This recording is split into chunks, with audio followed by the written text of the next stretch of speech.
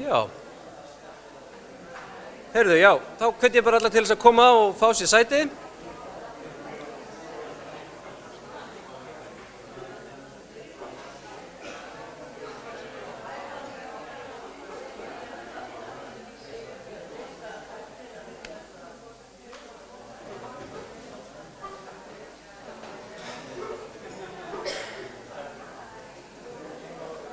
Jæja.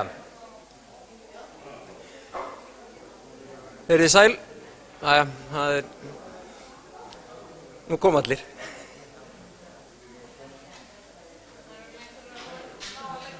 Já. En ef við ekki bara byrja? Verðum við ekki bara að fara af stað? Verið þið sæl verið öll.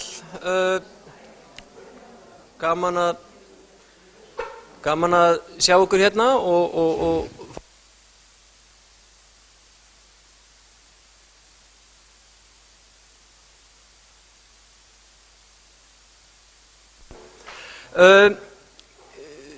sem sagt, nú er komið að lokum hraðalsins Snjallræðis 2018 og ég heiti Magnús Þór Torfason.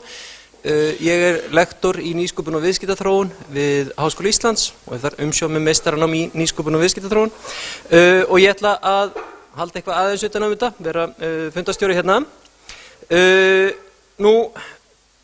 Ég ætla ekki að segja mörg orð þetta en sem sagt, þungamiðjan í þessari dagskrá hérna í dag eru kynningar teymana sem eru búin að vera að vinna að hörðum höndum að því að þróa sínar hugmyndir.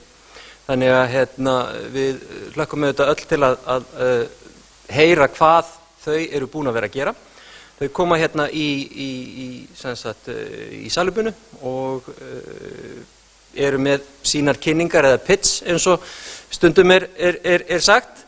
En við ætlum líka aðeins að fá að heyra frá aðstandendum hraðalsins hraðalinn og hugmyndafræðina á bakvið hann. Komum nánar að því kannski á eftir. En fyrst vil ég bjóða velkomi hérna Hörð Arnarsson, sem er forstjóri Landsvirkjunar og Landsvirkjun er einmitt einn helsti bakhjarl Snjallræðis og eiga miklar þakkir skildar fyrir þann stuðning. Þannig að Hörður.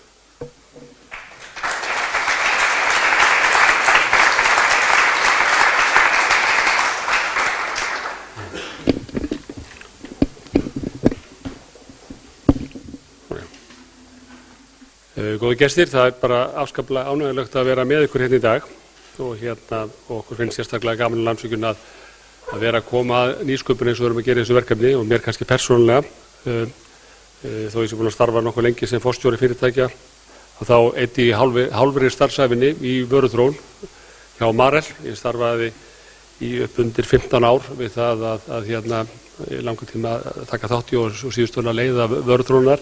Þannig ég þekki það svo sannarlega vel hvað er að standa í nýsköpun og hversu mikilvæg nýsköpun er bara fyrir samfélagið og fyrir bara og rekstur fyrirtækja. En við hjá Landsvirkjun erum mjög stolt af því að vera bakhjarl Snjallræðis, svona fyrsta samfélagshraðalsins sem stofnaður hér á landi. Svona hraðalinn hann er byggður upp svipað og svona hefðbundinn viðskiptahraðall, en það er kannski munurinn í þessu að þá er ekki helsti drifkrafturinn svona efnahagslegur ábati, heldur er verið að horfa til þess að megin áherslan er að skapa samfélagslegan ávinning.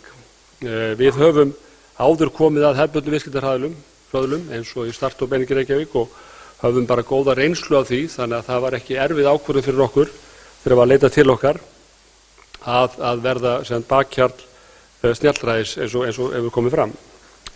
Þetta er mjög jákvætt fyrir Landsvirkjun að gera þetta teljum við og samræmist mjög stefnu okkur og samfélagslega ábyrgð að styðja við nýsköpun sem þessa og þar sem hugsað er að meðal annars að umhverfisvernd, betri loftgæðum og bættum lífsgæðum íbúðuna.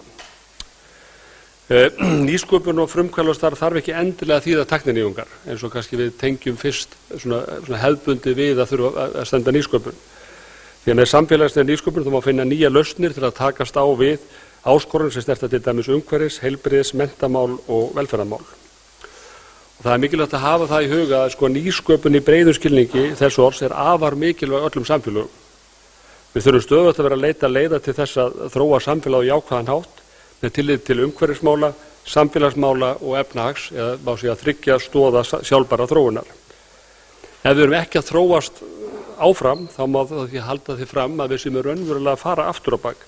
Þegar samfélagið alltaf á fullri ferð, önnur samfélagið á fullri ferð sem við þurfum að bera okkur saman, við erum að keppa við, hvort sem að það varðandi, það kröfur sem samfélagið gerir og það þjónustu við þurfum að veita í samfélaginu, það kröfur sem eru til að takmarka áhrif á umhverfi eða það kröfur sem eru það að skila efnahagslegum ábóta og standa undir aukinni velferð. En það áhugavert að velta því fyrir sér hver munurinn á viðskiptahröðlum og samfélagshröðlum og hvað sameinar þá. Svona í hefðbundnum viðskiptahröðlum, eins og kannski ég talaði á startup-menningi Reykjavík og það sem kannski þessi það byggir að margan átt á, að þá það ekkert launungarmál að það hugmyndir ná þar framgangi, að það eru yfirleitt drifnar áfram að efnahagslegum ávinningi. Það markmiðið að gera eitthvað sem getur skilað beinum efnahagslegum ávinningi og lengi vel hefur það verið kannski nægjanlegt markmið. En við erum að sjá það og síðan hins vegar reynt að uppfylla skilyrði samfélagsáhrif og umhverfisáhrif. En það eftir að búið að taka ákvörðun verkefni. Og svo má segja að draga úr þeim neikvæðu áhrif sem verkefnin hafa á samfélag og umhverfi. En í dag má segja sífellt erfiðara að koma inn að gæsalappa á góðum verkefnum áfram og í farsalafarfi nema þau uppfylli skilyrði efnahagsleg og samfélagsáhrif. Og þetta oft áskorun fyrir þessi efnahagslegu drifnu verkefni að ef það vantar þetta inn, að þá eiga verkefnin ekki mikla möguleika. Á sama hátt má fyrir samfélagshraðala sem eru drifnir áfram af jákvæðum áhrifum á samfélag og umhverfi, þá líka mjög mikilvægt að efnahagslutin gangi upp. Að hægt sé að framkvæma verkefnin á hagkvæman hátt og helst að þessu efnahagslega sjálfbær. Þó oft þurfum við kannski að horfa til langs tíma til að fá þá efnahagslegu sjálfbærni. Því þá verður miklu líklegra að hægt að skapa stuðning við það að hrinda þörfum verkefni framkvæmt og það alveg sama átt áskorunum fyrir samfélagshraðlana að tengja í efnahaginn eins og það fyrir viðskiptahralana að tengja í samfélagið. Því að þannig það í raun og veru að til þess að verkefni, það raun og þau verkefni sem uppfylla, má segja, 3 stoðir sjálfbæra þróunar, samfélag umhverfisefna sem eru líklegast til þess að njóta framgangs í samfélaginu og raun og líklegt að þessu einu verkefni sem fái framgang. Óháð því hvort að upphaflegi drifkrafturinn efnahagslegur eða samfélagslegur. Í hraðlunum tóku þátt 7 ólík teymi sem eiga það sameiginlegt að stefna öll að því hafa jákvæð áhrif á samfélagið en einnig að opna augu almennings fyrir ólíkum lausnum og hvernig nýsköpun getur stuðlað af samfélagslegum ábata. Verkefni sem voru valin til þátttöku í snjallræði og afrakstur vinnan í hraðlunum verða kynnt hér í dag. Teymin voru styrkt með fjárframlagi og þannig gafst þeim tækifæri til þess að einbeita sér að verkefninu í 7 vikur og það verður spennandi að sjá afraksturinn hér á eftir. Verkefni snjallræðis styðja öll við áherslur heimsmarkmiða Sameinuðu þjóðanna sjálfbæra þróun. Landsvirkjun hefur árabil haft 3 þessara markmiða sem leiðarljós í okkar samfélagsábyrgð sem við vinnum að. En það að má segja markmiðin sem snúa að aðgerðum í loftslagsmálum, sjálfbæra orku og jafnrétti. Við það að vinna þessu verkefni í okkur og öðru verkefni á Landsvirkjun, þá erum við stöðugt að leita umbóta á þeim sviðum sem við getum til þess að hafa sem mest jákvæð áhrif á samfélagið og draga úr neikvæðum áhrifum. Og það sem kannski einkennir þau verkefni æ meira, það samvinna og samtal við mismunandi hagsmunaaðila sem eru mikilvægir þáttir í þeirri vinnu sem við störfum að. Og ég efast ekki það að það líka verið mikilvægir þáttir í þeim áhugaverðu verkefnum sem við heyrum hér á eftir. Takk fyrir.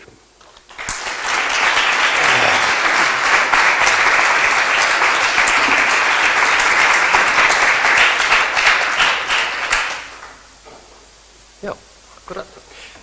Takk fyrir þetta. Takk kærlega fyrir þetta og fyrir allt. Nú þess að koma teymin og við ætlum að byrja á að taka 3 teymi í röð. Þannig ég ætla ekki að koma neitt inn á milli til þess að vera ekki að brjóta niður tempóð í því. En svo ég kannski draga það saman svona kannski hvað þessi 3 verkefni eiga sameiginlegt, þá ætlum við að heyra lausnir sem að snúa því bæði að hreinsa og bæta úr mengun sem þegar hefur orðið í umhverfinu og eins hvernig við getum þróað samfélagið þannig að við drögum úr mengun í framtíðinni, til dæmis með því að draga úr umferð. Þannig að þetta snýr svona svolítið að umhverfismálum, það sem að kemur hérna núna. Þannig að ég vil bara bjóða ykkur velkomin, Sigrún, Daði og Júlíana, ef að ég hef réttar upplýsingar, en annars kynnið ykkur það bara sjálf.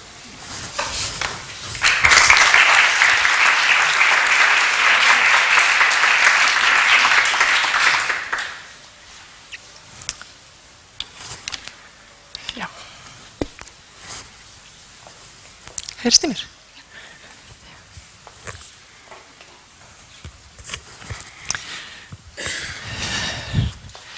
Ég Sigrún Thorlacius. Ég hönnuður verkefnisins Heilun jarðar. En það stefnir að því að eyða eiturefnum úr jarðvegi með sveppum. Ég líffræðingur og vöruhönnuður að mennt og ég brenn fyrir umhverfismálum. Við stöndum frammi fyrir miklum áskorunum á því sviði, fyrst og fremst vegna þess að maðurinn hefur hingað til verið að dreifa eiturefnum í náttúruna á óábyrgan hátt. Tíminn sem við höfum til þess að laga þetta, hann styttist óheyrilega mikið. Þetta er alheimsverkefni og við getum tekið þátt. Við Íslendingar, við höldum að allt sé svo fínt hjá okkur því að við búum í hreinu landi og við getum státað okkur af því að við eigum höfuðborg þar sem Laxveiðá rennur í gegnum borgina. Þetta er eina borgin í heiminum þar sem það er. En í raun og veru allt eins og blóm í eggi hérna hjá okkur? Er eitthvað svona sem við sjáum ekki? Víða land eru bílakirkjugarðar. Við kannumst alveg við það að þeir eru bara hér og þar sveitir. Þegar bílarnir þessir voru settir eða grófust ofan í jörðina, þá voru menn ekkert sérstaklega að velta því fyrir sér hvort það væri í þeim einhver mengandi efni, rafgeymar, sýrur og önnur þrávirk efni. Þungmálmar.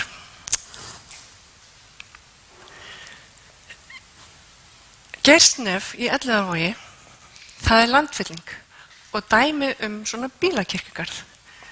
Þegar verið var að byggja það, þá var einmitt hreinsunarátak í Reykjavíkurborg og menn tóku upp á því að setja 600 bílhræ ofan í landgrunnið. Sumi bílarnir voru látnir keyra ofan í húrra fram að brekkunni bara fyrir eigin vélarafli. Geirsnef lítur svona út í dag. Hugsið ykkur bara hvað er að gerast þarna ef öll efnin eru á leiðin út í átnararni kring. Við sjáum líka annan áhugaverðan stað á þessari mynd. Þarna uppi er ruslahaugarnir í Grafarvogi. Þetta er stærðarland sem er í miðri borginni, en þetta er algjört Pandorubox. Enginn vill fá það sem er þarna undir upp á yfirborðið og því er bannað að reka þarna niður skóflu. Víða land og þetta eru staðir þar sem voru opnar sorpbrennslur árið 1970. Það eru örfá ár síðan við lokum síðustu brennslunni. Þessi staðir eru uppspretta krabbameinsvaldandi þrávirkra lífrænna eiturefna sem hafa bara safnast fyrir í kring og við veitum ekkert hvað er að gera þar. Nema þessi eiturefni, þau þau safnast fyrir í fituvef dýra og þau valda þar gríðarlegum óskunda. Þetta safnast upp í fæðukeðjunni og þið veit vel hvernig það er. Í dag, þessar brennslur eru ekki til í dag, en í dag eru þessi eiturefni að falla út í umhverfið bara á iðnaðarsvæðum í kringum olíuverslanir og bara víða land. Við leitum örvæntingafull að nýjum leiðum, en hvernig væri nú bara að líta okkur nær, bara kíkja á það sem er að gerast í kringum okkur og hefur verið þarna alla daga fyrir fram að nefna okkur. Ofan í jörðinni, þar eru sveppir. Heilun jarðar stefnir að því að eyða sveppum úr umhverfinu með það að markmiða að þau eyða eiturefnum úr umhverfinu þannig að þau dreifist ekki frekar. Hugmyndin er að taka sveppi, velvalda sveppi og setja þá þar sem að svæðin eru sýkt og þá munu þessi sveppir koma því í gang að ferlar náttúrunnar fara af stað. Við munum með þessu, í fyrsta lagi, þá vinnum við okkur einn dýrmætar stundir í kapphlaupinu við tímann. Við hjálpum lífríkinu að endurheimta vistkerfi sín og við getum hjálpað landeigendum að bæta ónýtt land og breyta því í heilbrigt og nýtilegt land. Sveppir eru alveg ótrúlega lífverur. Þið sjáu þannig að þetta eru svona þræðir. Örþunnir, grannir þræðir sem að vaxa alltaf 2 cm á sólarhring. Svo safnast þeir upp og mynda svona net og þeir eru allstaðar undir jörðinni og þeir tengja alla lífverur sem vaxa í jörðinni saman. Þeir eru líka órjúvanlegur hluti af líkömum plantna, dýra og okkar manna. Þeir hafa stundað vöruþróun í 1000 milljón ár.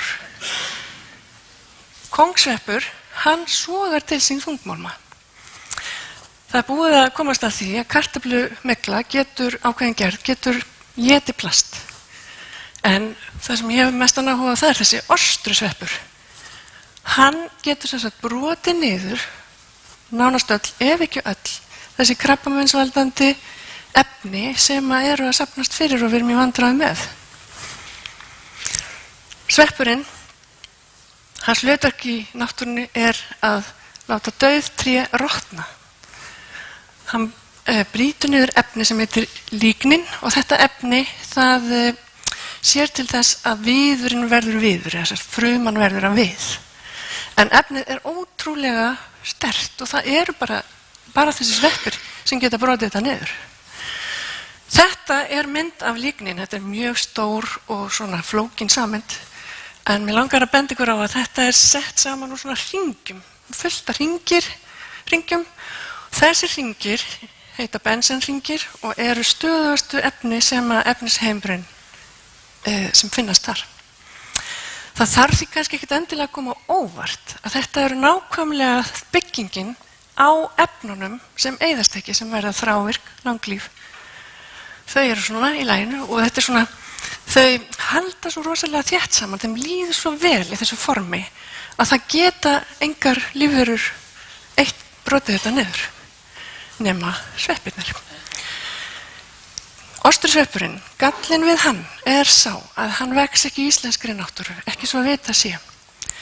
Þannig að heilun jarðarverkefnið munum fjallum það á næstunni að finna frændur ostursveppsins sem að sinna þessum verkefnum í íslenskri náttúru og líka kanna hvort við getum ræktað sveppina hér. Þessi heitir gráskorðungur, vex í Reykjavík á Trjádrumbi og er mjög skemmtilegur og spennandi kandídat. Ég fengi til liðs við mig helstu sérfræðinga í sveppafræðum hér á landi. Því miður eru þetta ekki margir einstaklingar. Guðríður Gyða Eyjólfsdóttir, hún er eini starfandi doktor á þessu sviði hér á landi. Landbúnaðarháskólinn, hún er sem sagt bakhjarl þessa verkefnis.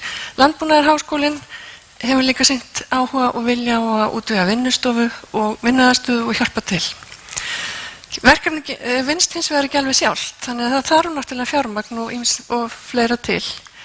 Þannig að ég reikna nú svona með að það kosti kannski 50 milljónir á ári meðan að verið er að koma þessu áfram á lakirnar. Heilun jarðar styður við 7 af 17 heimsmarkmiðum Sameinuðu þjóðanna. Næstu daga, framundan er strax eftir áramótin, þá verður næsta verkefni að búið til tilraunastofu, koma henni í gagnið, síðan ætlum við að fara að gera tilraunir inn á tilraunastofunni.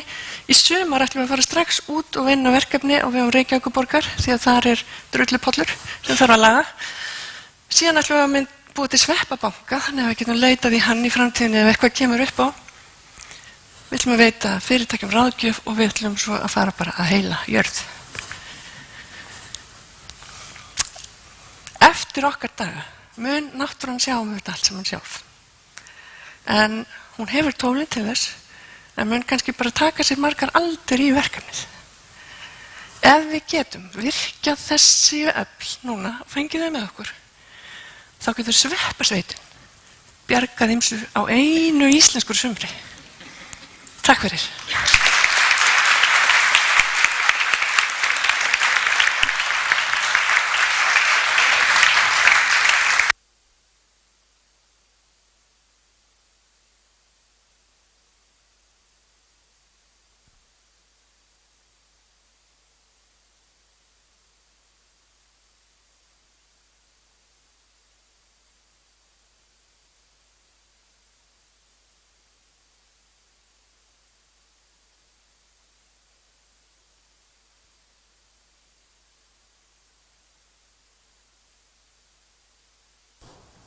Svona, þið í mér. Þokkalega, takk. Já, Daði heiti ég og samgönguverkfræðingur hjá Eflu verkfræðistofu og við höfum verið að vinna að lausn sem við köllum samgönguspor og í raun og veru lausn fyrir vinnustæði til þess að hvetja starfsmenn enn frekar að ferðast með vistunum hætti til og frá vinnu og þannig geta fyrirtæki dregið úr að minnka kolefnisfótspor sitt. Í raun ætti þetta að henta öllum fyrirtækjum, stórum sem smáum og við sjáum fram á að næsta sumar verðum við eitthvað í höndunum sem við getum komið með til fyrirtækja. Þá verðum við búin að ljúka prófunarferli sem felst meðal annars í að hvort við þróum lausnina okkar að fullu innanhús eða leitum erlendis en það er svona þannig liggja línunar. Samgöngusvið Eflu, Efla stendur svolítið að þessu verkefni. Það er drifið áfram að mér og Ragnar sem situr hérna fremstu röð og fleiri starfsmönnum. En Efla býr vel að baki þar að það er mikil þekking þar inni. Tilgangur lausnarinnar, það er í raun ansi einfalt. Það er bara að fá þennan hérna, Hannes, að taka ofta strætó. Einar að vera ofta að samfara með vinnufélaga sínum sem býr hans í Nálatónum og fá hann auði að hjóla áttur í vinnu þegar hún er í stuði. Af hverju er þetta mikilvægt fyrir vinnustæði? Jú, það er mikil umferð dagsdaglega og ef við fáum fólk til þess að deila ofta bílum og ferðast vistvænt, þá gerum það sem við þekkjum, getum mögulega dregið úr umferð, minni útblástri og dregið úr og bætt loftgæði. Fyrir vinnustæði þá standa margir vinnustæðir í bílastæðavandamálum og í raun og veru kannski standa til þeim ákvörðunum hvort þið að leigja fleiri stæði eða byggja stæði eitthvað þannig og að sama skapi með að fá fleiri til að ferðast vistvænt þá getur það leyst þessi vandamál og spara þannig kostnað líka.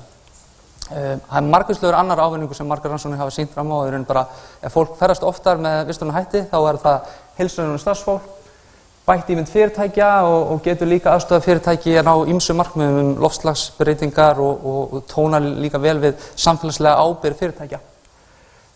En geta vinnustæðir raun og veru haft áhrif? Já, það er mjög einfalt.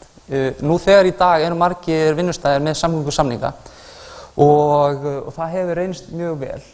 Fleiri starfsmenn ferðast vistvænt heldur en var áður fyrr og rannsóknir bæði Norður-Ameríku og Evrópu sína með samgöngusamningum og stefnum þá getur dregið allt úr 15–25% úr einkabílaakstri fyrirtækja.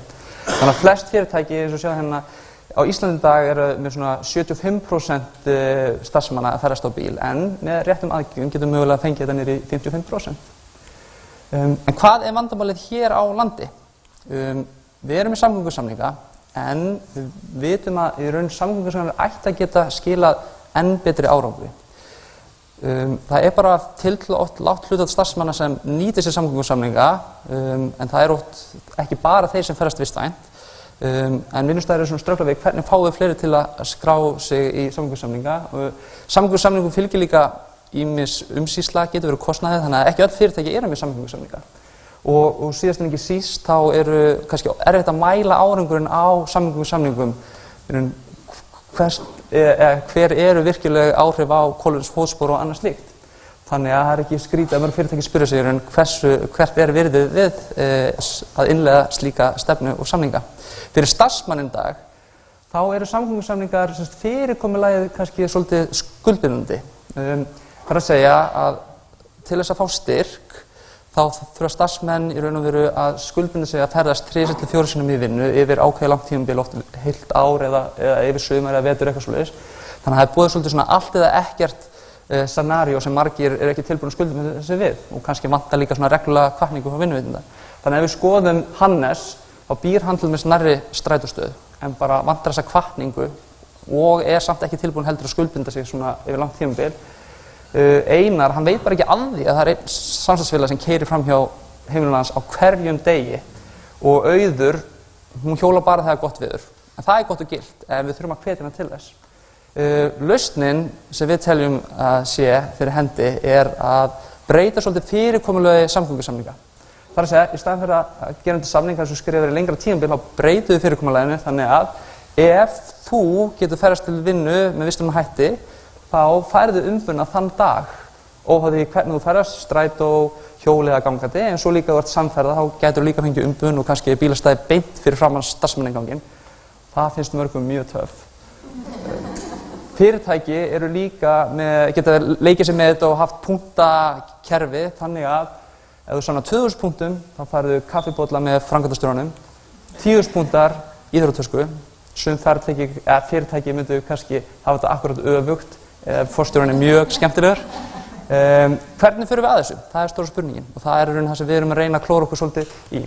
Við teljum að með frekar einföldu skráningakerfi fyrir starfsmenn, þar sem þið skrá sig bara hvernig þið ferðast til og frá vinnu, þannig sé hægt að ná utan ferðavenjur og þeir fá umbúin fyrir sérhvern dag sem þeir ferðast listæn. Þeir hafa einfalt dagatal sem þeir geta séð nákvæmlega hvernig þið ferðust og þarna stendur með grænum stórum stöðum að þeir eru búin að safna 3.400 krónum fyrstu 2 vikunar í nóvember. Þannig að þetta svona gott yfirleitt. Það hægt að leika sér með þetta enn frekar og hérna til með dæmi þar sem það eru starfsmenn geta séð hvernig þeir eru að standa sig í samanborði við aðra starfsmenn og þannig getur það verið ennþá hvetjandi fyrir hina og þessa starfsmenn og séð mjög skýrt og tært hversu mikið kolefni verið að spara og hversu mikið marga kílómetrar verið að ferðast og svo framvegis. Fyrir vinnuveitandann þá verið núna að safna gögnum ferðavinnu starfsmanna allan á sér hring. Þannig að það mun auðveldara fyrir fyrirtæki að setja sér markmið, setja umbunarkerfi sem þeim líst vel á, hvetja starfsmenn og fylgjast hvort að þetta umbunarkerfi eða þær aðgerðir sem verið að nota séu raun og veru að skila árangri. Þannig hægt að reikna kolefnisfótsporið og annað slíkt, tengja við grænt bókhald og síðast miðla afurðunum á samfélagsmiðlum. Við teljum að í raun, eins og segja, öll fyrirtæki, þetta hentar öllu fyrirtæki, en kannski upphæfið eru að stíla meira á stærri fyrirtæki, það að segja yfir 50 starfsmenn, en það eru líka fyrirtæki hérna sem eru með mjög mikilvæg markmið að ná fram loftslagsbreytingum og yfir 100 fyrirtæki aðilar í festu, þar sem við teljum að þetta hendi í raun ansi vel þessum fyrirtækjum. Eins og ég segi, við vonumst til að sumar verðum við með lausn þar sem við getum boðið upp á mánaðarlegar áskriftir til fyrirtækja og mögulega fyrir þetta eitthvað eftir hversu margir starfsmenn eru, hvert gjaldið eða svo, en allavega við hefjum það samtal að auki þá býr efla yfir mikilli þekkingu og reynslu við ýmislegt og þannig sjáum við getum líka veitt fyrirtækjum ráðgjöf við að setja sér samgöngustefnu, útfæra ýmsar tæknilega útfærslu til þess tengja svona umbúningakerfi við vefskráningakerfi eða annars slíkt og haldið námskeið. Við trúum að allt sé mögulegt, þannig að ég hlakka til að heyra frá ykkur á eftir og síðar og hvernig við getum unnið áfram af þessu stóra verkefni. Takk fyrir.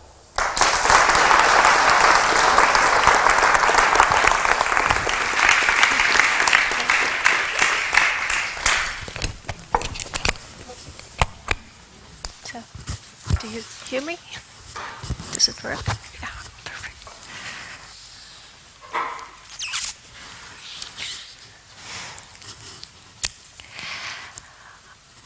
I want to invite you, just for a very brief moment, to remember the last time you were crazily in love with something. remember the pounding heartbeat you were hearing in your ears when you were daydreaming in the evening in bed. Remember this waves of crazy excitement running through your whole body. And I remember my last time pretty well because it happened just last year. And it made me first, of course, book a flight, then quit my job that I really liked, and leave my lovely home in Berlin and move straight over to Iceland, just, of course, to spend eventually the rest of my life here. So this emotion is actually a quite powerful physiological trick that empowers us to follow our innermost gut feeling and truly act on what we believe is best and ignore, at least for a little while, all those massive obstacles, super correct contradictions and problems we can face later on to solve. It is a real opportunity for change. And I believe that somehow this is what happened to that group of people.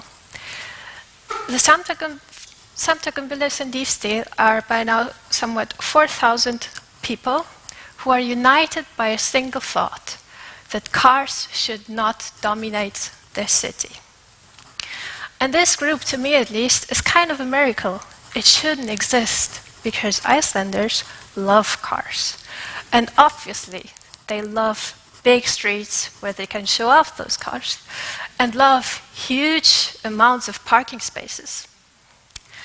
The outcome of this, Daddy just told you about, I won't repeat that, but what I personally find most surprising is that this is a public subsidy for a huge waste of very precious and very, very expensive city land, especially in the current housing situation that Reykjavik is struggling with. So in January this year, Magnus Jensen, who is an architect and joining us in the audience, decided to grasp the chance given by the city with an idea competition. And he gathered a little group, a little enthusiastic group within this group, and we decided to bring things one step further and change something. We decided to form a byggingafélag that is going to create a residential area in downtown Reykjavik that is totally made for humans and not for cars. And what happens when you kick out cars and a lot of parking spaces is you gain space and you can use the city land much more efficiently. And in that way, we don't have to build up blocks of flats high into the air, but we can simply lay them flat on the ground. The effect of this is that each apartment, every single apartment on the plot, no matter where it is located or situated, no matter how big it is or how small it is, no matter how much you earn, each of them will have the same access to natural light. And the cities between those apartments or those houses will be very green and safe for your kids to play. And even the smallest apartment type will have a little green garden, a private green garden, and will benefit from more ecological building methods and have a much more improved microclimate. The outcome for the residents who will be happy to live there is an incredible increase in life quality. And this happens just by bringing an ecological lifestyle straight into your comfort zone, making it totally easy and actually cheaper. But the nice part of it is that the impact for the city itself will be actually even more important, and it will have environmental, social, and economical benefits. To catch up with the current lack of houses, Reykjavik is going to build 1,000 to 1,500 apartments each year, finished apartments, which is a tremendous bureaucratic act, and I really admire those guys, how they succeed in doing it. And we want to participate in this and want to give all those buyers and renters a true alternative in the situation they encounter. We want to start small. No one, not a single one, has to give up anything they don't want to. But we will only build a plot for those who are already convinced. But once the first plot is ready, you can visit and see yourself, convince yourself what it means, what it really means for your own personal life quality, without lecturing, without teaching, claiming anything, whatever. By time, this way we will be able to expand within Reykjavik to Akureyri, Northern Norway, you name it. We want to supervise the whole life cycle of houses, from the very first idea up to the time when someday the buildings will be outdated. And in order to do so, we are going to form a social, mission-based real development company. But we don't leave the project when everyone got their money and the houses are sold or rented out. But we are also going to form a housing cooperative that is going to maintain the houses. And they're actually also going to evaluate and research those houses so we gain some knowledge, can improve and feed it back into the next project. To accomplish this big task, we have a super nice design team. Those are architects, city planners, engineers, landscape designers, for example, that already have a big, of course, experience in the field. That's their work. And nice graphic designers who are constantly working on those visuals you are just seeing. And we also have, as an add-on, a lovely research team of psychologists and environmentalists who are already consulting municipalities or other architects on what people really need in their lives. We are already applying for city land, and we already designed one housing type readily and have much more details in our concept that I unfortunately don't have time to discuss now. What we are going to do in the next month and to spring or somewhere next year is to expand our network. And that means we are going to partner with other related businesses, like, of course, car sharing, very important. We are going to win the hearts of the necessary city authorities. And we will have framework contracts with a few selection of engineering companies, contractors, and of course we'll also partner internationally with other projects who already have accomplished what we want to do in Iceland. In order to do that, so we need 10 to 20 million, and that enables us also to pop up more and more in the press.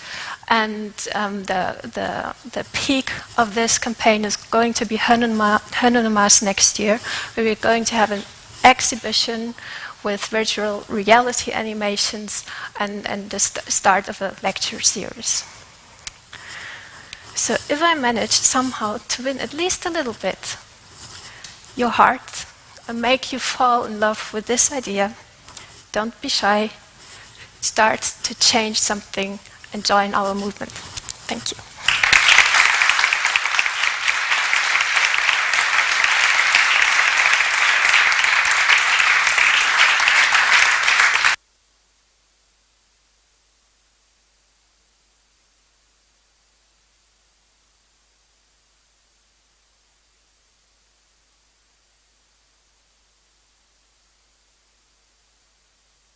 Ætlum við að heyra frá Auði Örlygsdóttur og Hannesi Ottósinni. Þau eru hjá Höfðafriðarsetur og Nýsköpunarmiðstöð sem hafa kannski haft við að vanda að því að keyra hennar hraðar áfram. Heyra þess frá þeim hraðarinn sjálfan og þegar þau eru búin þá ætlum við að fá okkur litla veitingar, ávexti og sódala og síðan förum við í seinni helgina. Teimun, takk. Já, heyra allir í mér? Er það ekki? Ég ætla nú aðeins að opna þetta hérna bara. Já. Ég heiti sem sagt Auður Örlygsdóttir og er verkefnastjóri á Höfðafriðarsetri. Mér langar bara að byrja að segja að það virkilega ánægjulegt að sjá hversu margir eru hérna með okkur í dag. Og það hefur í rauninni verið svolítið reynslan í gegnum þetta verkefni. Við byrjum á að leita til nýsköpunarmiðstöðvar eftir við fengum þessa hugmynd að setja á fót hraðal fyrir samfélagslega nýsköpun. Og við leitum til nýsköpunarmiðstöðvar og fengum Hannes Ottosson með okkur í lið sem ætlar að segja okkur svona aðeins meira frá hraðalunum á eftir. Og síðan þá ákveðum við að byggja út net samstarfsaðila til þess að geta þróa hraðalinn og setta hann á fót. Og markmiðið var sem sagt tvíþætt. Það var annars vegar að efla samfélagslega nýsköpunarstarfsemi hér á landi og samfélagslegt frumkvöðlastarf og hins vegar að auka umræðu samfélagslega nýsköpun og frumkvöðlastarfsemi hér á landi. Við höfum mjög flotta nýsköpunarsenu á Íslandi en okkur fannst kannski vanta meiri áherslu á hið samfélagslega. Og að samfélagi væri alveg örugglega að taka þátt í þeim tæknibreytingum, eða sem sagt að tæknibreytingarnar væri í raun í þágu samfélagsins sem eiga sér stað hérna allt í kringum okkur. Og við fengum til liðs við okkur Reykjavíkurborg, Háskóla Íslands, Listaháskóla Íslands, Atvinnuvega- og nýsköpunarráðuneyti, Festu, miðstöðin samfélagsábyrgð fyrirtækja, Háskólann í Reykjavík, var ég búin að segja það, Icelandic Startups og hófum þá í rauninni þróun hraðalsins. Og fengum líka atvinnuvega- og nýsköpunarráðuneyti til þessu okkur. Eins gott að gleyma ekki neinum í svona upptalningu. En það sem að gerir svona hraðal líka að því öfluga tæki sem hann til þess að fólk getur hrint sínum hugmyndum í framkvæmd. Það hópur mentora sem að kemur að hraðalunum og þar var mjög auðvelt að sækja í mannauðinn sem hér ótrúlegur og mikill og virkilega ánægilegt hversu margir voru tilbúnir að ganga til liðs við okkur.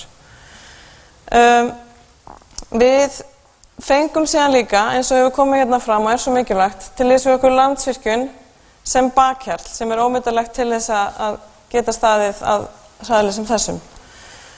Og við langar að þakka kærlega fyrir það, þann stuðning.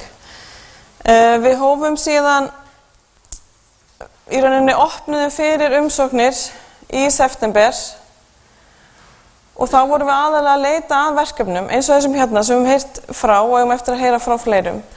Frá aðilum sem í rauninni brenna fyrir því að breyta samfélaginu og okkur langar í rauninni að skapa vettvang fyrir þá aðila til þess að fá þann stuðning sem við þurfum að halda til að koma hugmyndunum í framkvæmd. Og við opnum fyrir umsóknir í september, fengum inn 40 umsóknir í hraðalinn og svo þann 10. október síðastliðinn á alþjóðlegu ráðstefnunni okkar Höfða friðarseturs í Veröld að þá kynntum við 7 teymin sem í dag eru hér að kynna verkefnin sín til leiks. Og við tók í raun hraðallinn sem að byrjaði bara strax daginn eftir á Hlemmi í húsi skapandi greina. Og nú ætla ég að hleypa Hannes að sem ætlar hans að segja meira svona hraðalinn sjálfa. Og eins og áður hefur komið fram þá voru það 7 teymi, svolítið að vinna með þessa tölu 7. Og það sem svo skemmtilegt að teymin verkefnin eru svo fjölbreytt. En ekki bara verkefnin sem eru fjölbreytt, heldur fólki sem stendur að baki verkefnunum líka gríðarlega fjölbreytt. Og ég held að mér sé óhætt segja og allir sem að koma að fólki sem stendur að baki verkefninu hefur sótt svo mikinn styrk í hvort annað. Og hér eru skemmtilega myndir frá því sem við erum búin að vera að gera bæði þarna á teymunum og fólki sem hefur komið að. En við tókum sem sagt 7 vikur og teymunum var veitt aðstaðan á frumkvöðlasetri nýsköpunarmiðstöðvar á Hlemmi, setri skapandi greina. Fengum þar aðstöðu í 7 vikur og þar var starfsfólk til taks og gríðarlega mikið af fólki sem að flest kom frá samstarfsaðilum okkar sem að hélt vinnustofur og ýmislegt brallað. Þarna má sjá einhvern vera að púsla ef það ekki ef það ekki misskilningur hjá mér og byggja byggingar þarna úr pappír og skemmtilega myndir þarna að fjölda fólks sem að koma að. En ef við höldum áfram með þessa tölu þemu, þá eru það 32 mentorar sem komu að verkefninu. Og að öllum öðrum ólöstuðum þá held ég að það hljóta að vera verðmætasta auðlindin sem við höfum úr að spila. Í Hörður talaði hér áðan hefðbundna viðskiptahraðla og þar kannski algengara að mentorar séu viðskiptamógúlar, en ég vil leyfa mér að halda því fram að þetta fólk sem eru mentorar hérna í okkur séu, og ef það orðið til almennt, séu einhvers konar samfélagsmógúlar. Nú höldum við áfram í tölunum og hér hefur ákomið fram heimsmarkmið Sameinuðu þjóðanna sem eru 17. Við höfum séð hérna á kynningunum áður og munum sjá í fleiri kynningum að það er mikið verið að vinna með þessi atriði. Mér langar að segja ykkur stutta sögu, svona bara af stemningunni í hraðlinum. Kannski eins og algengt þá fór það rólega af stað og þegar að nálguðust skilafrestir í lokin þá búið að vera töluvert mikið að gera núna síðustu. Það glottir einhver mentor á aftasta bekk síðustu 2 vikurnar eða svo. Og svona bara skemmtileg saga til þess að fólk átti sig kannski á sérstöðu þessa samfélagslega nýsköpunarhraðli með við aðra hefðbundna viðskiptahraðla. Þá var einhver mentor að messa yfir okkur núna bara í vikunni og hún talaði hversu mikilvægt það væri að verja hugmyndina og lausnina sína og skapa sér stöðu á markaði og samkeppnisforskot og hugverkavernd og allt var þetta gott og blessað. En ég man rétt, þá var það einmitt Sigrún hérna Sveppagrefi á Fremstabekk sem að sagði það með að bara allir stela hugmyndinni minni, því fleiri sem að stela hugmyndinni minni, því betra. Og það kinkuðu mörg teymin kolli svona undir þeirri yfirlýsingu. Þannig að það svona fyrir mér eftir á hyggja kannski svona eitt af helstu sérstofunum í mörgum þessara verkefna. Þá gengur þetta út á samstarf og fá fólk í lið með sér og með fjölbreyttum hætti. 2643 kaffibóllum seinna erum við stödd hér í dag. Það er 22. nóvember í dag. Og þá ætla ég að gefa boltan aftur yfir á Auði sem ætlar að segja okkur frá næstu skrefum.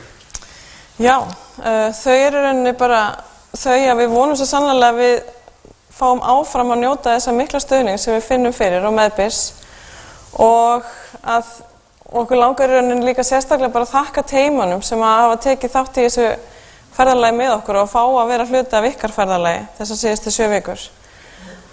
Og við vonum svo sannarlega þið eftir bara að vaxa og dafna á ykkar verkefni. Það sem að finnur einmitt, mér langar bara að bæta við svo sterkt í þessum samfélagsverkefnum að þið þurfið ekki svo mikið að vera að spyrja ykkur af hverju er ég eiginlega að standa í þessu. Þegar þið brennið fyrir að sjá að eigi sér stað breytingar í samfélaginu sem að eru áfram að fá ykkur til þess að gefast ekki upp og við vonum svo sannarlega þið ekki eftir að gefast upp. Okkur langar bara að þakka aftur samstarfsaðilunum, teymunum, mentorunum, öllum þeir sem hafa tekið þátt í þessu með okkur og vonum að þið séu tilbúin að vera sérlegir sendiherrar samfélagslega nýsköpunar og frumkvöðlastarfsemi hér á landi og þakka bakhjörlum okkar og það er meira þess að pláss fyrir fleiri bakhjörla ef einhverju vilja ganga í liðs við verkefnið og byggjum ykkur bara að fylgjast með af því að við munum svo sannarlega að fara á stað aftur að ári. Þannig að bara hlökkum til að sjá okkur aftur þá, fá sem flestar umsóknir inn.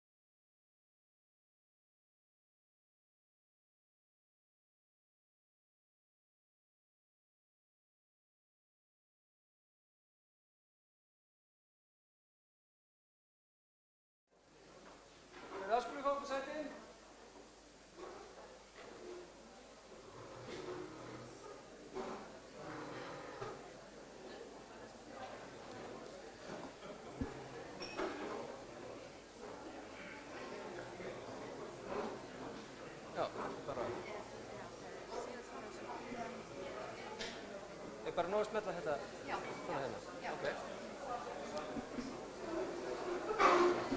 Hvað, það hérna Sigurþóra, Kínan og Þórunn og Berglind, já, og svo hverjir eru allir Reykjavíkur okkar.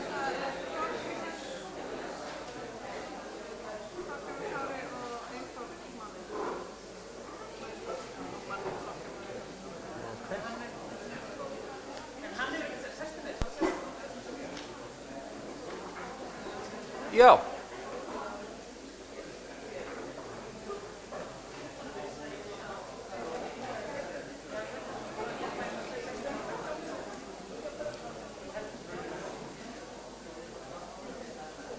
Jæja, erum við tilbúin að halda upp í næsta legg? Heyrðu, já, við ætlum að hafa þetta sérst eins og áður að nú er að koma 4 teymi að kynna sínar hugmyndir og þau koma bara hérna hvert á eftir öðru á þess að það sé nein truflun á milli.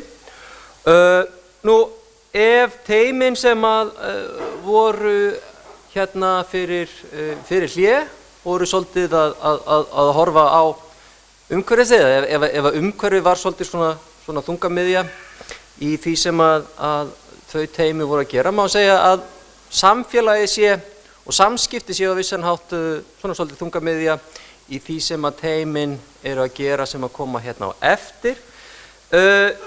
Snúa í rauninni á einn eða annan hátt að styrkja samfélag og samskipti borgarana sem að búa hér og þá við hvort sem að þetta er ungt fólk eða gamalt fólk, hvort sem þetta er fólk sem er búið hérna frá því að mann eftir sér eða fólk sem er nýkomið og hvort sem að við erum að tala samskipti í eigin persónu, face to face, eða hvort sem við erum að tala rafræn samskipti og samfélag. Þannig að ég vil bara bjóða velkomin á svið Sigurþóru, síðan Kínan og Þórunn og svo Berglind og síðan Þorgrímur og Eyþór. Takk fyrir. Gjörðu svo vel. Heyri í mér. Heyrist í mér. Heyrist í mér, já. Já. Ég ætla bara að halda á þessu. Já, góðan daginn. Ég heiti Sigurþóra Bergsdóttir og ég er hér fyrir hönd samtaka stuðningssetur fyrir ungt fólk. Þessi samtök voru stofnuð núna í september og við höfum verið að vinna núna hörðum höndum á því að vinna áfram með þetta verkefni okkar og fengum inn í snjallræði sem var gríðarlega verðmætt fyrir okkur og tækifæri til þess að vinna verkefni áfram.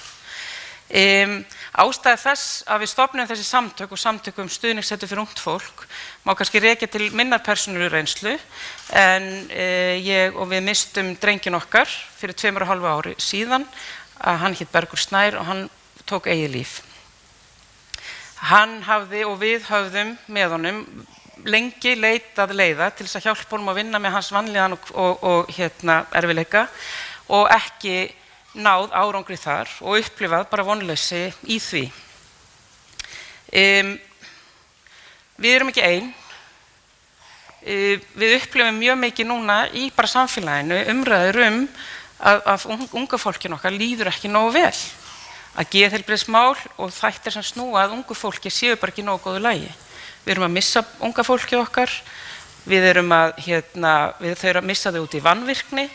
Nýgengi örorku hjá ungu fólki er gríðarlega há á Íslandi og hæst á Norðurlöndunum og því fjölgar.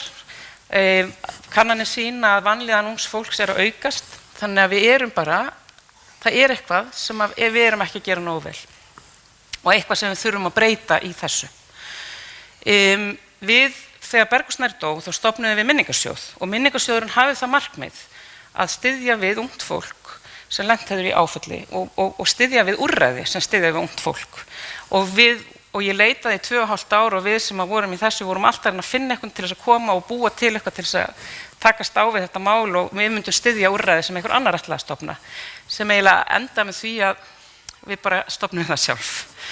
Þannig að við héldum stofnfund 17. september síðastliðinn í Iðnó og það var yndisleg stund með yfir 200 manns sem mættu, allt fólk sem að brenna fyrir breytingum, langar til þess að vinna að betri heim og betra umhverfi fyrir unga fólki okkar og koma alvöru stuðningsúrræðum af stað og reyna að ná betur utan þennan hóp okkar. Síðan þá, eins og ég segi, þá erum við búin að vera að vinna innan snjallræðis og hafa tíma til þess að hugsa máli. Við erum búin að tala við eiginlega alla, mikið af aðilum sem eru inn í kerfunum. Við erum búin að vera að kortleggja kerfin, við erum búin að vera að kortleggja þörfina. Við erum búin að vera í samræðum við opinbera aðila og einkaaðila og fleiri og niðurstaðan og það sem við ætlum að gera núna og það sem stendur til að stofna, við erum að fara að stofna Bergið. Bergið verður hús fyrir ungt fólk, staður til þess að koma á, hús sem tekur á móti þér, tekur utan þig, staður þar sem að þú sem ung manneskja getur komið og þú farið eitthvað sem horfir í augun á þér og segir við finnum út úr þessu saman. Staður þar sem fjölskyldur geta leita ráðgjafar, staður bara þar sem er fyrir unga fólki okkar. En hvað það sem við ætlum að hjálpa unga fólki með og hvað það sem að fólk þarf hjálp við? Við erum að horfa á þennan aldur 16-25 ára og þessi aldur 16-25 ára er svolítið erfiður tími í lífi hvers manns og við munum það held í öll. Að það að upplifa fyrstu ástarsorginni 18 ára er kannski, eða hvenær sem hún var, getur verið gjörsamlega óyfirstíganlegt. Það að bara vera til og þessi tilvista kreppa unglingsáranna getur verið ansi erfið. Þannig að við viljum í raun og veru, en svo líka geta unga fólki okkar lent í ýmsu, þau geta lent í ofbeldi, þau geta lent í áföllum, þau geta lent í einelti. Við erum líka með umhverfislega þættir sem að skapa álag fyrir unga fólki okkar í dag, bara samfélagsmiðlarnir, viðvera lyfja og fíkniefna og annað sem verða að ota að þeim. Allt þetta sem í gangi í kringum þau sem að gera það verkum að heimurinn pínlítið flókið fyrir þessar krakka á þessum aldri. Þannig að við viljum reyna að koma til móts við raun og veru allt. Við viljum geta sagt bara komið til okkar, alveg sama hvort það eitthvað sem þeim finnst lítið eða eitthvað stórt. Og kannski getum við líka náð einhverjum inn sem vill koma inn af því hann tilbúin til að koma inn út af einhverju litlu, en kannski eitthvað stærra þarna bakvið sem við getum unnið með. Þannig að hluti af konseptinu bara að við ætlum að hafa eins lágan þröskuld í þjónustu og við getum. Við ætlum að lækka alla þröskulda. Það svo mikið þannig að það svo miklu þröskuldar í öllum kerfunum. Bæði bara veraldlegir þröskuldar, bara biðlistar, þú kemst bara að og þú fer í gegnum þetta kerfi og hitt kerfi og svo framvegis, þú að fara rétta leið til að fá þjónustu og líka andlegir þröskuldar. Vegna þess að 18 ára strák sem líður illa, hann ætlar ekki að fara á geðdeild. Hann ekki geðveikur finnst honum, eða hann skiljiði, eða fara í einhverja meðferð, ég ekkert fíkill. Við þurfum að lækka þröskulduna svo við getum náð þessu samtali svo við getum byrjað að vinna með unga fólkinu okkar. Og það kannski svona grundvallaratriðið í þessu. Við ætlum að hafa beinan aðgang, þú getur komið inn á götu, þú getur verið í sambandi við okkur yfir vefinn með vefspjallið í nafnlausu.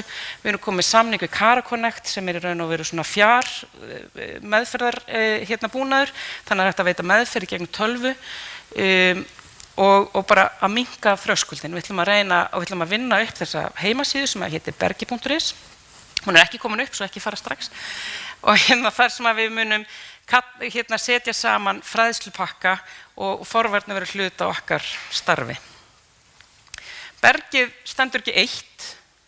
Við búum í samfélagi þar sem gríðarlega miklum fjármunum og mikið af ýmiss konar hlutum í gangi sem eru að vinna með fólk í vanda. Við erum með opinbera kerfi, félagsþjónustuna, heilsugæsluna og Landspítalann og SOA og allir þessir aðilar sem eru að gera mjög góða hluti margir. Það svo margt gott í gangi og það kannski það sem við áttum okkur á þegar við fórum að kortleggja. Bergið vill vera brú, hjartað. Þú getur komið til okkar, við finnum út úr þessu með unga fólkinu okkar, við finnum út úr því hvert þú geta farið, við vinnum það alla leið, þannig að við erum í samstarfi við þess aðila, við erum ekki að senda börnin út og segja hringt eftir viku.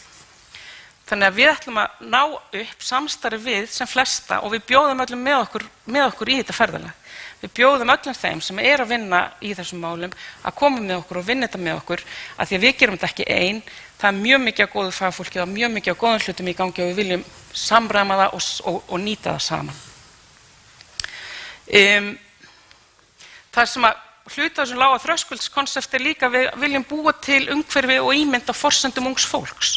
Við viljum að húsið okkar, staðurinn sem við verðum á, verði skemmtilegur, hann verði ungur. Ég mun ekki sjá neina innanhúshönnun á þessu stað. Það var ekki miðaldra konur settar í það.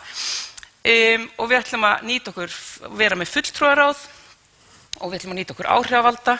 Ef við getum sett einhverju svona fyrirmynd sem við erum að horfa á, það heitir Headspace, sem sem sagt, samfélag sem bæði út í Danmörku og líka það byrjaði í Ástralíu og hefur verið sett upp í Danmörku, tengist Social Network í Danmörku og þar sem þeir eru með svona hús, þar sem krakkar geta komið inn og fengið ráðgjöf og hjálp. Hópurinn okkar, við vinnum út frá þverfaglegri hugmyndafræði, við munum vera með þverfaglega sýn og aðkomu að fólki og bara og reynum að hafa sem flestar fagstéttir með okkur. Þannig að við erum að horfa á þetta alveg frá, við erum ekki að horfa á þetta út frá greiningu eða út frá vandamáli, við erum að horfa þetta út frá einstaklingnum og hvað hann þarf. Við verum eins og ég sagði með ungmennaráð og vonandi fjölskylduráð líka, við munum byggja eitthvað á jafningjafræðslu.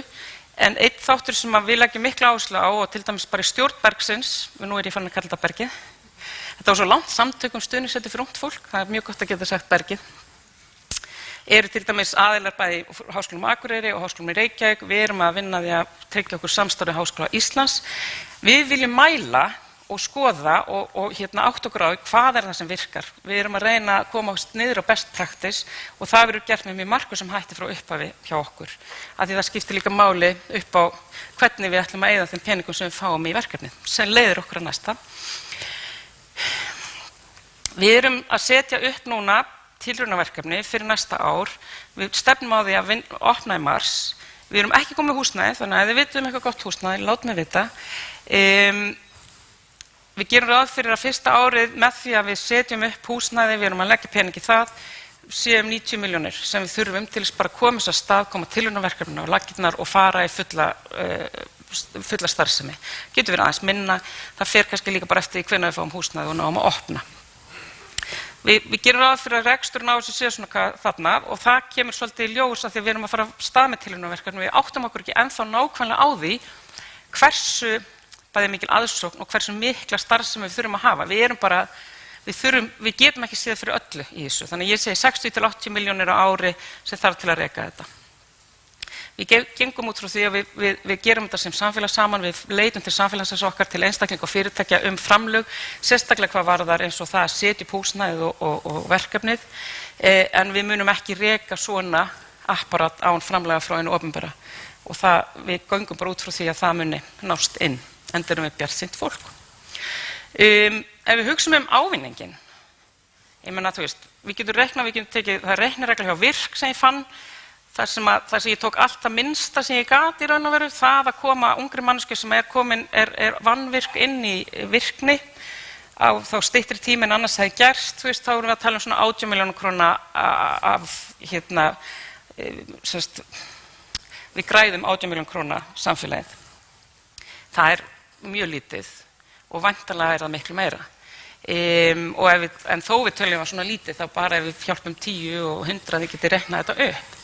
En mér langar líka bara til að segja, hver er raunverulegur samfélagslegur ávinningur af því að bjarga einni manneskju?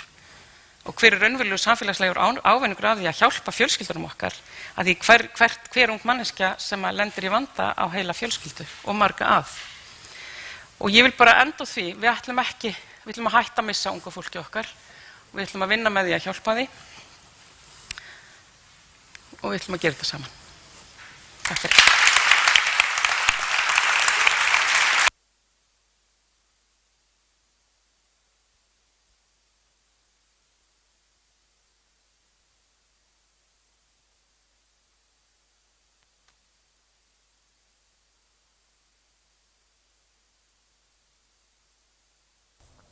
Ready?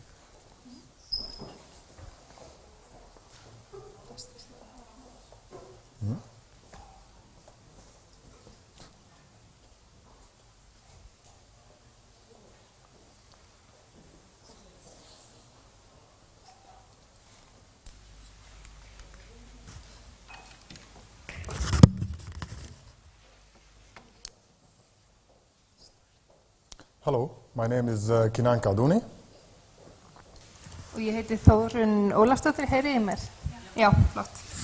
So we are here today to share our project with you. It's we call it our house. It's the goal of it is like to create a gathering point where we can get Icelandic people together with refugees, where they can meet, talk, learn about each other and from each other, and also exchange experience and knowledge. I am from Syria myself. I left Syria in the end of 2010, straight to Belgium. I spent my first 2.5 years in Belgium in a refugee center here. The first year, it was full of challenge. The first year, like in that center we were 220. I spent my first year sitting there under the trees looking outside at the people, at the Belgian people. I didn't meet anyone. I didn't know anything about their life. I was like watching them and they were watching us, but none of us knew about the other. So till one day, I got the chance to go with a Belgian group, volunteers, to a work camp. That was the first time I left that center to spend 2 weeks outside the center doing some activity with some Belgian people. That changed a lot. That gave me the chance to know about the Belgian, about their life, about their culture, to learn English and to learn Dutch also. It helped me to go over the challenge I faced of being isolated there. So I wanted to share that experience with other refugees who was facing the same problem.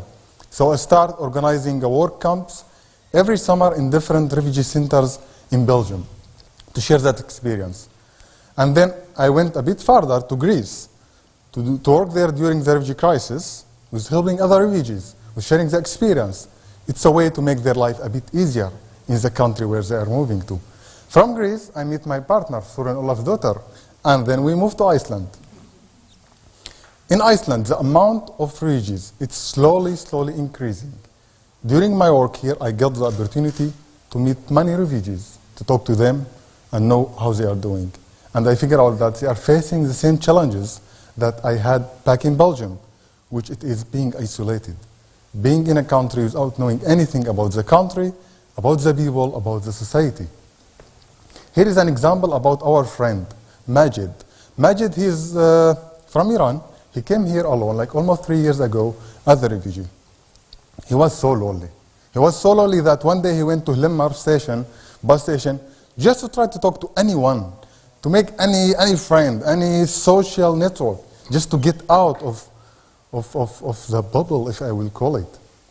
And in the end, he managed. Majid, he is an engineer, and because of the social network he managed to make, now he is working as engineer in some construction companies. So his life become much easier and better. But we have many people like Majid, but not lucky as him. In many European cities, there is a similar project to ours. One of it is in Copenhagen, Denmark. We flew there just to check the center, to have an idea about it and how it's works. It's a place where refugees get the chance to meet Danish people, to talk to them, to know their lives, their society, their tradition. There they organize some democracy classes, law, rights, integration courses, language course. So everyone is getting the chance to learn from each other. The refugees to learn from the Danish, but also for the Danish to learn something from the refugees, something from about their home, tradition, food, everything. So it was win-win for the both sides. Go ahead. Já, og þið heyrið ennþá mér að það ekki.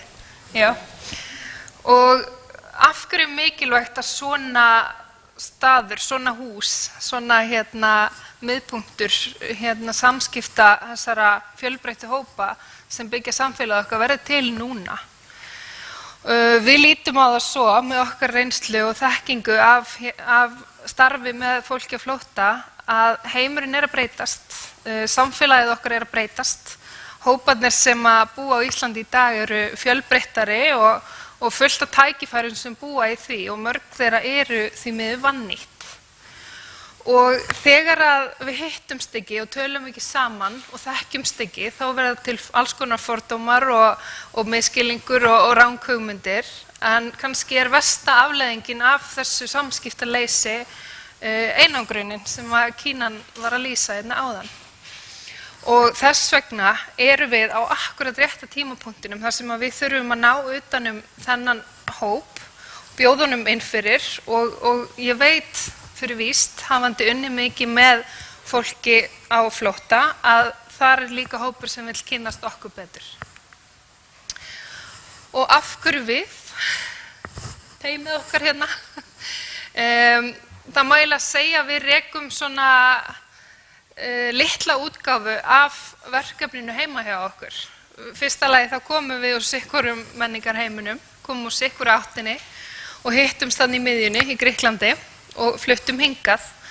Við vissum að hér væri þörf á því að vekja meiri athygli á málefnum þessa hóps, en við sjáum líka eftir því sem við kynnumst fleiri í þessari stöðu að okkur veitir heldur ekkert að því að kynnast fólkinu betur sem að koma hingað, og þar er fólk með alls konar, eins og við nefndum, alls konar hæfileika og alls konar þekkingu og menntun sem getur nýst okkur til góða.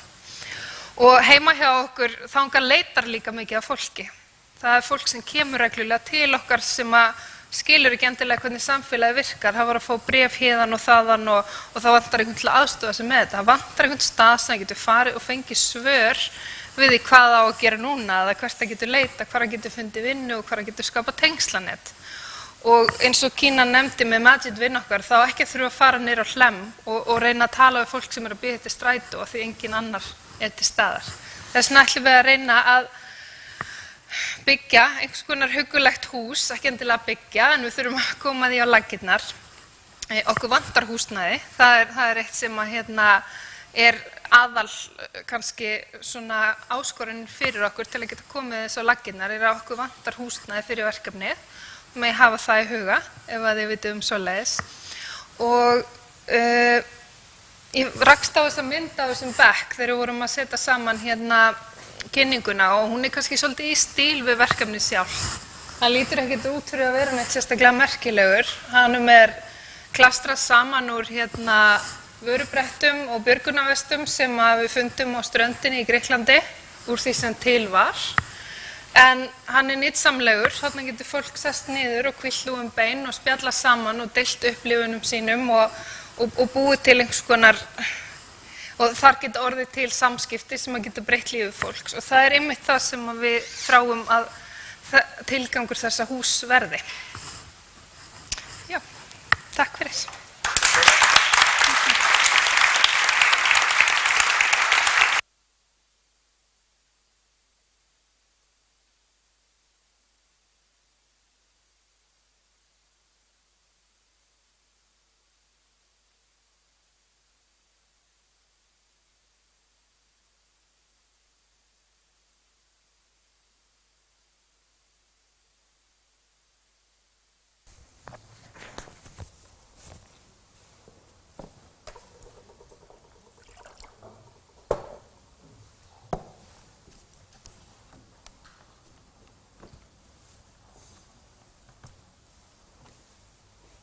Komið sæl, ég heiti Berglind og ég er hér fyrir hönd þverfaglegs hóps starfsfólks í öldrunarþjónustunni sem hefur víðtæka reynslu og sérþekkingu á þessu sviði, og við brennum fyrir aukinni áherslu á fræðslumál og mannauðsmál, framþróun þjónustunnar og bættum lífsgæðum aldraðra. Þess vegna ætlum við að stofna þekkingarmiðstöð öldrunarmál að norrænni fyrirmynd. Hún mun starfa á landsvísu og leggja áherslu á að safna saman og miðla þekkingu hugmyndafræði persónumiðaðrar þjónustu.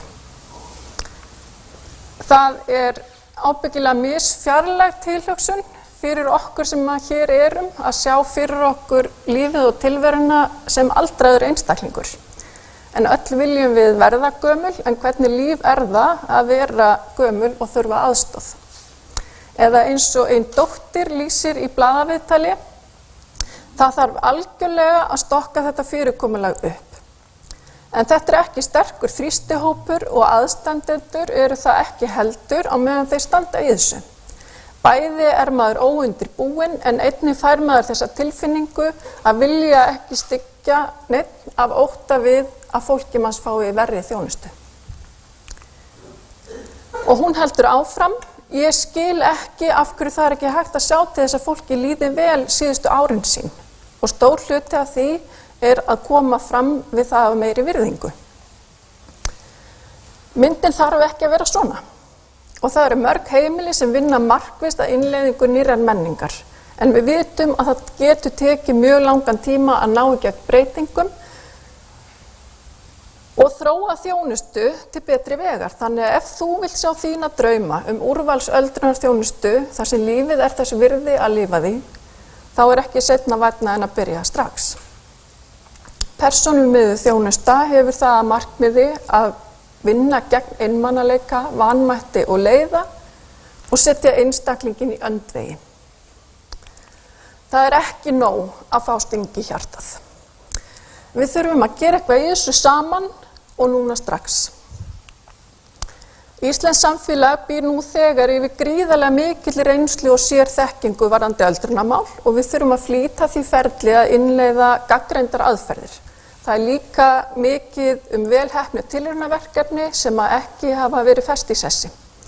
Fræðslustarfsemi þjónar misvel þörfum starfsmanna og stofnana og brotakennd. Við erum á landsvísu með 73 sveitarfélög sem að veita heimaþjónustu og dagdvalarúrræði fyrir aldraða, yfir 40 hjúkrunarheimili og 6 heilbrigðisumdæmi sem að veita heimahjúkrun auk sjúkrahúsþjónustunnar. Og við höfum gríðarlegt svigrúm til að draga úr sóun fjármagns sem að þegar sett í fræðslumál með auknu samstarfi aðila. Við eigum töluvert af nýjum opinberum skýrslum sem að leggja áherslu á umbætur á starfsumhverfi og að huga síðan menntun og viðeigandi þjálfun og fræðslu fyrir starfsfólk, þannig að hægt sé að uppfylla þarfir notenda.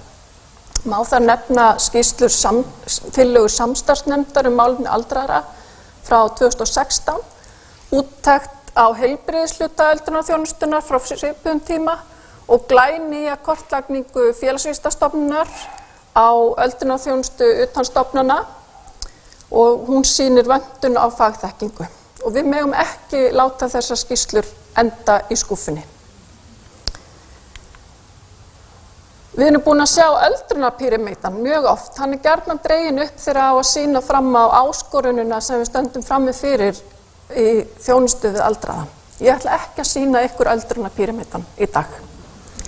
Við vitum nákvæmlega hver framtíðin varðandi fjölgun aldraðra. Við erum búin að vita það í áratugi, en við erum þó svo heppin að öldrun þjóðarinnar hér hægari en í löndunum í kringum okkur, þannig að við höfum gríðarlegt tækifæri til þess að skapa okkur forskot og nýta reynslu annarra þjóða. Við erum með hjólið. Við erum á fullri ferð inn í framtíðina, nýja framtíð með nýrri kynslóð aldraðra, þar sem að krafa sjálfstæði, raunverulegt samstarf, þjónustu, stuðning og þjálfun. Við erum skemmra á veg komin með umræðu sjálfstætt líf, valdeflingu og notenda samráð og persónumiðaða þjónustu fyrir aldraða en aðra hópa. Við eigum ekki að skilja neina hópa eftir og sérstaklega þurfum við að huga að þeim hópi aldraðra sem með heilabilun. Ný kynslóð eldra fólks kallar á nýja menningu í þjónustunni, ekkert okkur án okkar gildir líka aldraða og við þurfum bara að drífa í þessu. Við viljum leggja okkar að mörkum með því að stofna þekkingarmiðstöð öldrunarmál sem mun starfa á landsvísu að norrænni fyrirmynd. Við erum með tilbúna fræðslupakka sem byggja á gagnreyndum aðferðum sem við þurfum að þýða og staðfæra að þörfum okkar hér, ásamt að safna saman og miðla þeirri þekkingu sem til hér á landi. Við þurfum mjög á því að halda að laða að og búa vel að því starfsfólki sem velur sér að vinna í öldrunarþjónustunni. Það þarf að fá að njóta sín í starfi og líða vel í vinnunni. Stofnanir þurfa að hafa greiðara aðgengi að heildstæðri fræðslu, meiri starfsánægja dregur úr starfsmannaveltu sem allir vita hvað kostar. Og hærra þekkingarstig, það gerir stofnunum betur mögulegt að verða við kröfum gæði. Skilvirkari nýting fjármagn sem sett til fræðslumála skilar meiri gæðum í þjónustunni og hægt að nýta fjármagnið í aðra þætti starfseminnar. En umfram allt þá viljum við stuðla að því að aldraðir með heilsubrest búi við meiri lífsgæði með því að einstaklingurinn og fjölskylda hans sé sett í öndvegi. Aukin áhersla á persónumiðaða þjónustu skilar okkur öllum betur áleiðis í vegferðinni í átt að farsælli öldrun. Framundan hjá okkur, hópnum sem stendur að þessari hugmynd, eru fundir með ýmsum hagaðilum innan kerfisins til að kynna fyrirhugaða starfsemi þekkingarmiðstöðvarnar betur og við hlökkum sérstaklega til áframhaldandi samtals við Landssamband eldri borgara. Í okkar flókna stjórnsýslu og stofnanaumhverfi öldrunarþjónustunnar þá væri náttúrulega alveg frábært fordæmi fyrir samvinnu og samþættingu ef að heilbrigðis- og félagsmálaráðuneyti kæmu saman að borðinu og við myndum byrja á að brjóta niður sílóin svona top down. Kannski hentar okkur betur hér að tala að byggja göng. En við höfum skoðað hugmyndina öldrunarklasa. Það kannski svona framtíðarsymfónía sem ég ætla ekki að fara nánar út í hér, en mjög spennandi verkefni. Og við erum þegar byrjaðir að vinna að samstarfi við 3 norrænar þekkingarmiðstöðvar sem að þegar eiga samstarf sín á milli og við viljum mjög gjarna fá fleiri aðila í þá vinnu að móta það. Og í þessu samhengi þá langar mig að minna á glænýja skýrslu frá Norrænu ráðherranefndinni sem kom út núna bara í síðasta mánuði, þar sem eru tillögur aukið norrænt samstarf á sviði félagsmála. Við höfum gríðarlegt tækifæri í gegnum norrænu samvinnuna og í tengslu við það þá bara vil ég benda á að svona sambærileg miðstöð hefur verið starfandi í Noregi í yfir 30 ár. Þannig að við skulum fara að drífa í þessu. Við höfum unnið þessari hugmynd samhliða öðrum störfum í 4 ár og Hlúðarsbrota sem þessi síða á Facebook. Endilega fylgist með okkur þar. Við erum með á 3.000 fylgjendur og við þiggjum alla aðstoð við að deila þekkingunni. Það hægt að senda okkur skilaboð í gegnum síðuna og við viljum gjarnan samstarfið sem flesta aðila til þess að koma miðstöðin á laggirnar til að stuðla að því að framtíðin við munum öll eiga farsæla öldrun óháð heilsufari í framtíðinni. Takk fyrir.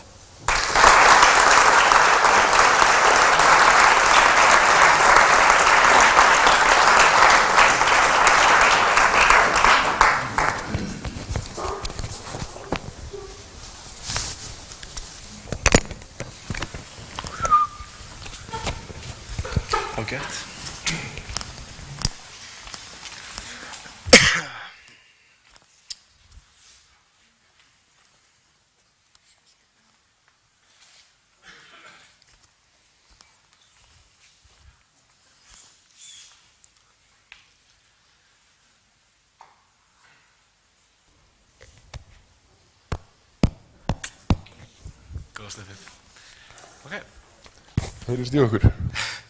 Jú. Trúir þú að Reykvíkingar vilji efla Reykjavík? Trúir þú að þú getur lagt þitt af mörkum? Trúir þú að við getum beturumbætt Reykjavík saman? Við trúum því. Við erum Eyþór Máni og Þorgrímur Kári. Við ætlum að beita hvötum til þess að auka borgaralega þátttöku Reykvíkinga á sama tíma og við lækkum rekstrarkostnaði Reykjavíkur. Hvað kallast þeirra þessi litlu blettur? Það er hægt að finna þá út allt. Engin? Það er allt í lagi. Við höfum verið að rannsaka þetta í 7 vikur og vitum það ekki heldur. En hvað haldið þið að það kosti borgina að slá þá alla? Það kostar hér bil það sama og ísbjörnin sem Jón Gnarr lofaði okkur. Við kynnum til leiks Reykjavík er okkar.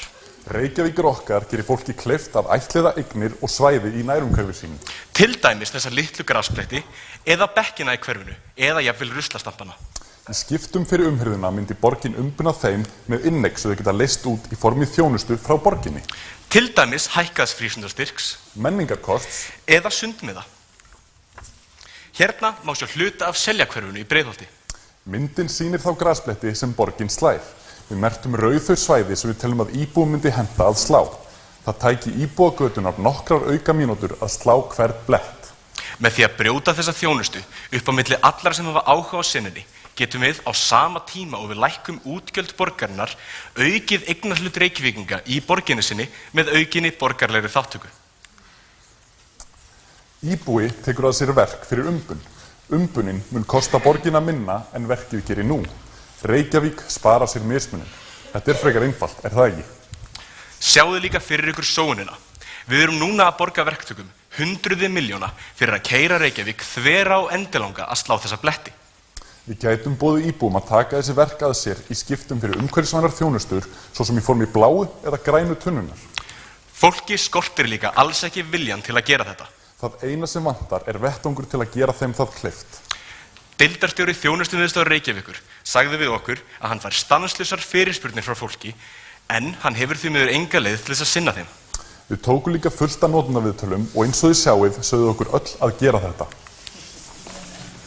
Í apríl á þessu ári vann hugmyndin Borgarhækið, en þar þróum við hana eftir fæðingu á American Style.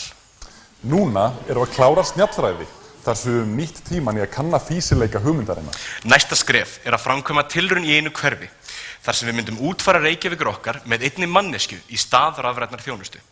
Við sjáum fyrir okkur að tilraunin myndi eiga sér stað yfir sirka bát 6 mánuði, frá febrúar fram í ágúst á næsta ári. Eftir tilraunina þarf bara gangi þróun á rafrænum vettvangi til þess að skipta út mennska miðlaranum. Við gerum ráð fyrir að sú þróun mun taka 8 mánuði, en að henni lokinni munum við fara í loftið og hefja víðtækt kynningarstarf. Eftir árangursríka innleiðingu hérlendis munum við víkka verkefnið út fyrir landsteinana, en við sjáum ekkert því til fyrirstöðu að vinna með öðrum stórborgum, eins og London, Berlín, New York eða Stockholm. Eitt stærsta vandamál nýrra verkefna að láta fólk vita af tilveru sinni. Þess vegna ætlum við að beita þráðbeinni hands-on markasetningu með það markmið að auka meðvitund fyrir verkefninu í samfélaginu. Fyrst einblínum við á nokkur hverfi þar sem þetta mun nýtast best. Við munum meðal annars halda íbúafundi til þess að kynna Reykjavíkur okkar beint inn í grasrótarstarf samfélagsins. Einungis eftir að meðvitund verkefnið orðin nægilega mikil munum við setja áherslu á breiðari almennari auglýsingar. Kostnaðarliðirnir sem við ætlum að taka inn í útgáfu þjónustunar kostar Reykjavík núna rúmlega 419 milljón krónur. 419 milljónir bara í viðhaldi ruslastamba, bekkja, strætóskýla og slætti á litlu grænu blettunum. En hvað getur Reykjavík gert fyrir 419 milljón krónur? Við getum keypt 50 græna lurka fyrir hvern mann, konu og barn í Reykjavík. Við getum keypt allar mögulega raðir í lottó 6 sinnum. Við getum keypt 17.657 flugmiða til Tenni. Tja, eða flutt inn 1,6 ísbjörn. En við viljum áætla íhaldsamt og gerum einungis ráð fyrir að geta lækkað hann kostnað 30%. Þá erum við samt sem áður að spara borginni tæplega 70 milljónir króna. Það liggur í augum uppi að það þarf ekki mikið til þess að þetta verkefni borgi sig. Við þurfum líka heldur ekkert að takmarka okkur einungis við ættleiðingu eigna. Við getum með sömu aðferðafræði að þessum sama vettvangi innleitt hvatakerfi fyrir ótal önnur verkefni sem getur verið unnin í hag borgarinnar.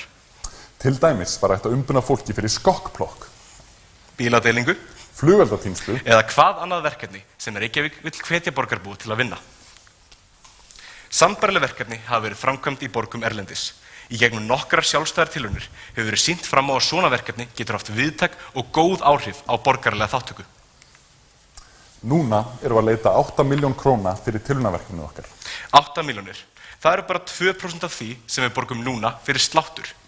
Aukin borgaraleg þáttaka. Meiri samfélagsábyrgð. Skilvirkari rekstur. Aukin nýting á þjónustu borgarinnar. Allt á sama tíma og við spörum Reykjavík peninga. Nema náttúrulega ef að Kópavogur okkar verði fyrir til. Svo, hvað finnst ykkur? Eigum við ekki bara að gera þetta? Takk fyrir okkur.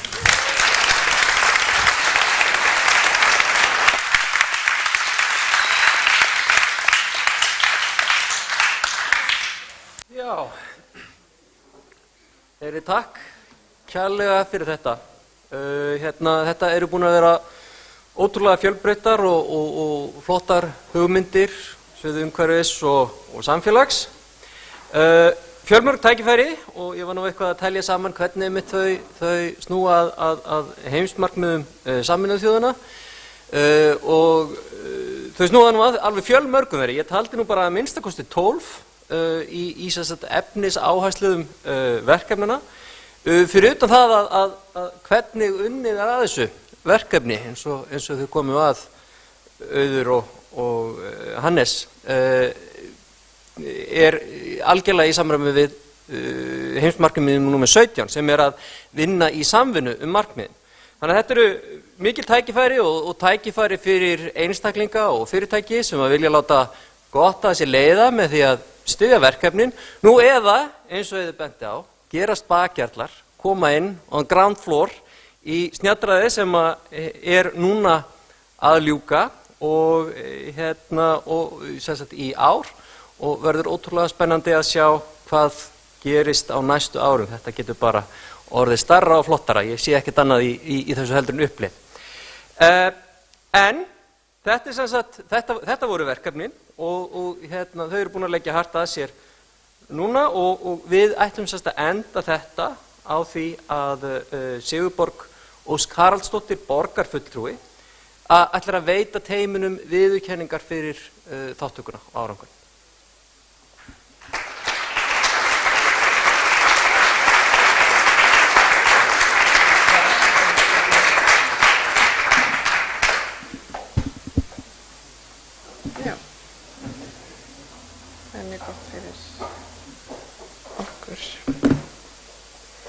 Já, er kveikt á mikrofóninu með það?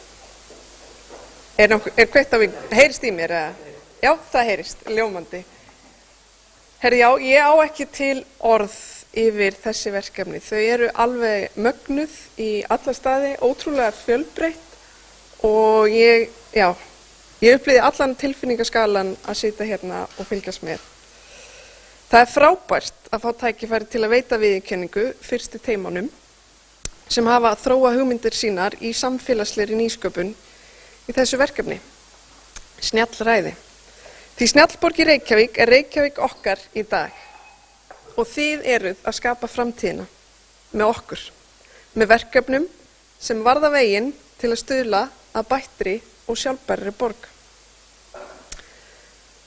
Til að snjallvæða borgin okkar er brýnt að skapa vettvang fyrir nýsköpun og frumkvöðlastarfsemi til að fylgja kröfum almennings og ekki síst unga fólksins okkar snjallar lausnir og breyttan lífstíl í þéttari byggð með betri almenningssamgöngum, hreinni orku og einföldu aðgengi að allri þjónustu.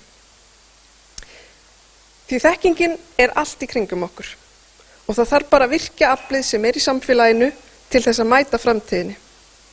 Og það er einmitt það sem þið hafi unnið hér að í dag í þessum fyrsta íslenska hraðanli fyrir samfélagslega nýsköpun.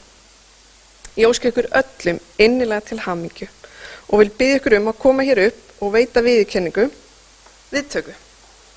Fyrst er það Sigrún Thorlacius fyrir verkefni Heilun jarðar.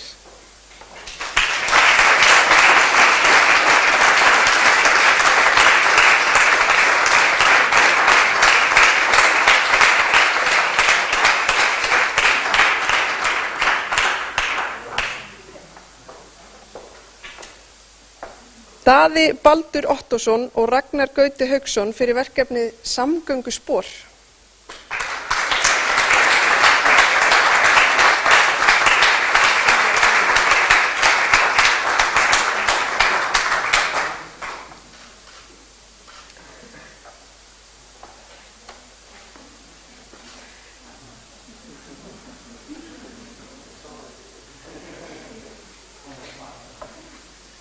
Júlíana Vernesburg og teymið hennar í byggingafélagi samtaka bíllausan lífstíl.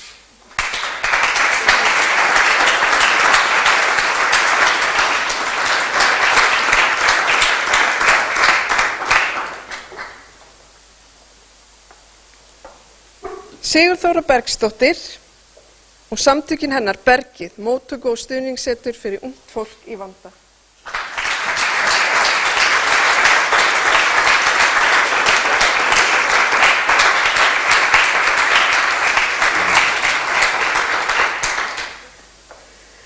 Kína Kadóni og Þórunn Ólafsdóttir fyrir Akkeri samfélagshús.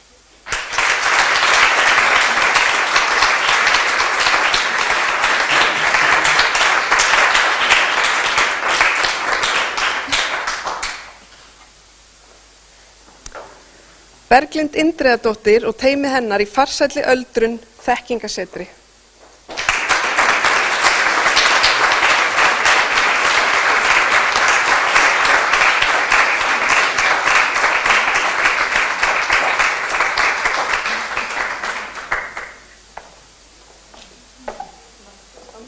Glæsilegur hópur. Og Eyþór Máni Steinarsson og Þorgrímur Kári Emilsson fyrir verkefni þeirra Reykjavík er okkar.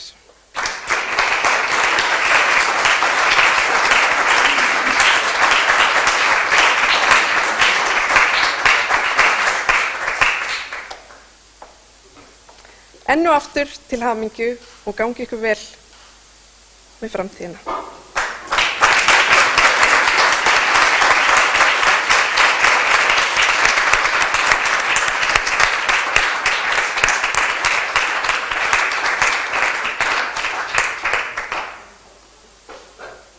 Já, þá bara kærlega fyrir þetta og þá bara segjum við komur í dagskrá hérna lokið. Takk teimi og takk skipuleggjendum og eftir að fá að